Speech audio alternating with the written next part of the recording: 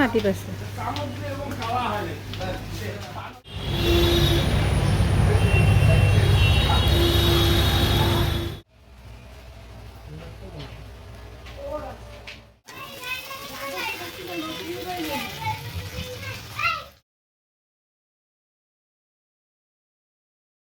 Mamma I love you. Love you too. Hello everyone, good afternoon, welcome to our new vlog. সুন্দর একটা দিনের মেঘলা দুপুরে নতুন blog start করছি তোমাদের সকলকে সাথে নিয়ে। কেমন আছো সকলে? আশা করি ভালো আছো। আমিও অনেক অনেক ভালো আছি, সুস্থ আছি। তো স্নান ধান কমপ্লিট হয়ে গেছে, দেখে বুঝতেই পারছো চুল ভেজা। তো এই জাস্ট এসে বসলাম আর কি।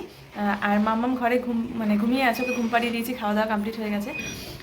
তো আসার পর দুদিন আবার ব্লগ বন্ধ ছিল, আবার ভাবলাম না ব্লগিংটা স্টার্ট করি। ডেলি ব্লগ দিতে ইচ্ছে করে না। তো মা অফিসে গেছে শনিবার, আজকে বললো ফোন করে যে একটু বাজারে যাবে, কিছু দরকার আছে টুকটাক।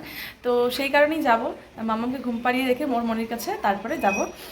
তো যাই হোক, চলো এখন থেকে একটা ব্লগ স্টার্ট করছি। এখন প্রায় 2:30 মতো বাজে। তো তোমাদের সকলকে নিয়ে শুরু করছি, সকলের সাথে থেকে। আশা করি আজকের ব্লগটা তোমাদের খুব খুব ভালো লাগবে।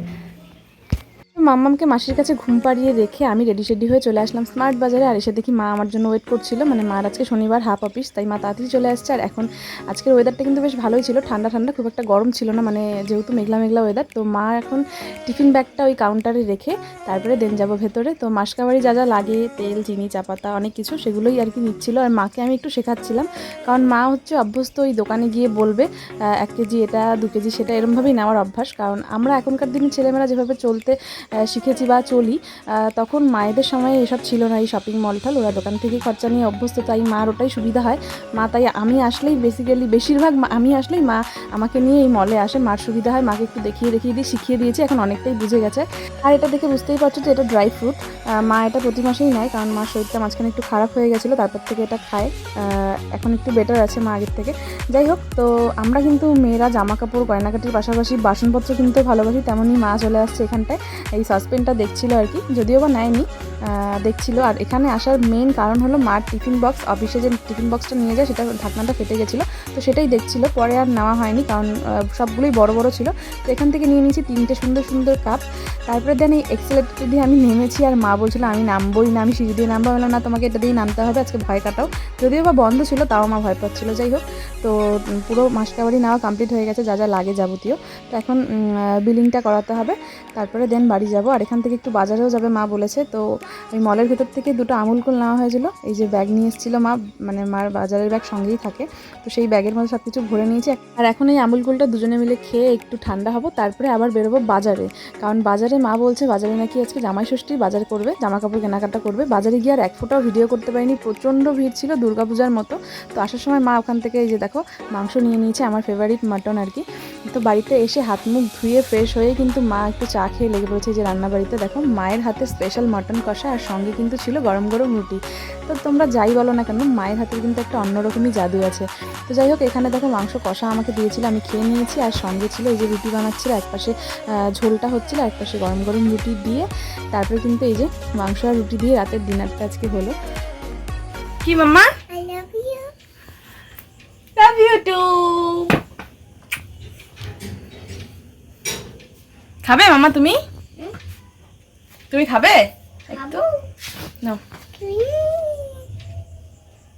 না, ওদিকে ছড়ো, চাপো, চেপে বসো, ওদিকে বসো, তো হাই করে দাও। রাতের খাওয়া দাওয়া কমপ্লিট করে চলে আসলাম মাসির বাড়িতে জামাই ষষ্ঠীর বাজার দেখাতে। তো তোমাদের সাথেও শেয়ার করা হয়নি, তাই ভাবলাম তোমাদের সাথেও শেয়ার করে দিই। কারণ বাজারে যা ভিড়, মানে দুর্গাপূজার মতো ভিড় একদম। আর সঙ্গে ছিল মাসকাবাড়ি, যার জন্য সেরকমভাবে ভিডিও করা হয়নি। তো চলো মার জন্য কি এনেছি দেখাচ্ছি। প্রথমে দেখাই, মামির জন্য এনেছি একটা কুর্তি, শুধু মার জন্য না, এই কুর্তিটা কিন্তু মামির জন্য ছিল। আর এই যে শাড়িটা দেখছো, পিঙ্ক কালারটা মায়ের ভীষণ ফেভারিট, তাই পিঙ্ক কালারেরই শাড়ি দিয়েছি আর কি। এটা কিন্তু হ্যান্ডলুমের, নতুন উঠেছে, ভীষণ ভালো লেগেছে আমার। কারণ মা অফিস যায়, সবসময় হালকা পাতলা শাড়ির দরকার হয়, যার জন্য মায়ের জন্য এই হ্যান্ডলুমের পিঙ্ক কালারের শাড়িটা। আর এবার দেখাই মা কি কিনেছে। এই যে জামাইয়ের জন্য, মানে তোমার দাদা ভাইয়ের জন্য এই হোয়াইট কালারের শার্টটা নিয়েছে। আর মাম্মামের জন্য নিয়েছে একটা হোয়াইট আর রেডের মধ্যে একটা প্যান্ট আর টপের সেট, যেগুলো গরমে পরে খুব আরাম, পাতলা হয়। আর আমার জন্য 2টা নাইটি। প্রথমেরটা হলো ব্লু কালারের, যেটা হাতাটা ডিজাইনটা ভীষণ সুন্দর, মা নিজে পছন্দ করে দিয়েছে আমাকে। আমি ভাবছিলাম কুর্তি নেবো, তো মা বললো এটা ডিজাইনটা হাতাটা ঢিলা ঢালা আছে, নিয়ে ভালো লাগছে। আর ইয়েলো কালারের নাইটি আমি কোনোদিনও পরিনি, মানে ভাবছিলাম যে আমাকে ভালো লাগবে না, মা বললো নিয়ে যা। মার ঘরেই ছিল এটা, মা আমাকে আলমারি থেকে বের করে দিয়ে দিয়েছে। তাই যে আমাদের সাথে শেয়ার করলাম, আমার যেটা আর কি অজান্তে পাওয়া গিফট, আমি নিজের ভাবিনি, মানে ভেবে যাইনি বাজারে যে এটা আমি পাবো আজকে। তো মা গেছিলো সোনার দোকানে একটা কাজে, ওই মায়ের লকেটটা খুলে গেছিলো সেটা লাগাতে, ওখানে গিয়ে আংটিটা দেখে আমার ভীষণ পছন্দ হয়েছে, মা বলছে নিলে নিয়ে নে। তো মা আমাকে এটাও গিফট করেছে, নিয়ে নিয়েছি আর কি। হঠাৎ অজান্তে পাওয়া গিফট কেমন হয়েছে জানিও।